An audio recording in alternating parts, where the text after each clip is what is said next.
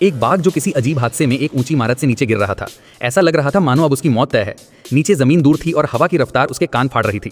लेकिन तभी उसकी नजर नीचे खड़े एक आदमी पर पड़ी जो स्काई डाइविंग के लिए तैयार खड़ा था, पीठ पर पैराशूट और ऊपर देखते हुए कुछ बोल ही रहा था। बाघ ने बिना एक पल गवाए हवा में झपट्टा मारा और उस आदमी को अपने जबड़े में पकड़ लिया। अगले ही पल जैसे चमत्कार हुआ, आदमी का शरीर हवा में पंखे की तरह घूमने लगा, जैसे किसी अदृश्य शक्ति ने उन्हें संतुलन दे दिया हो। असल में ये बाघ कोई मामूली बाघ नहीं था, ये बहुत ही चालाक था। उसे पता था कि अगर वो इस आदमी को पकड़ लेगा तो उसके गिरने की रफ्तार धीमी हो जाएगी, और ऐसा ही हुआ। अब बाघ तो थोड़ा सुरक्षित था, लेकिन नीचे का आदमी मुश्किल में था। उसे लग रहा था जैसे उसका सिर किसी लोहे की ग्रिप में फंसा हो।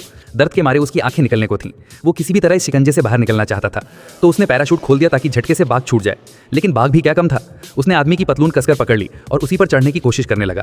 तभी एक झटका लगा और बाघ की पकड़ फिसल गई। उसकी पतलून हाथ में रह गई और बाघ सीधे आकाश से नीचे गिर पड़ा। जोरदार धमाका हुआ, बाघ जमीन से टकराया और मर गया। उसकी आंखें खुली थीं, उनमें दर्द, निराशा और हार झलक रही थी। आदमी को लगा अब खतरा टल गया है।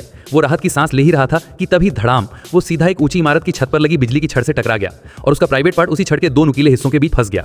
अब दर्द की बारी उसकी थी। उसने कोशिश की हिलने की, खींचने की, लेकिन जितना ज्यादा खींचता उतना ही दर्द और तेज हो जाता। अब न बाघ रहा न चैन।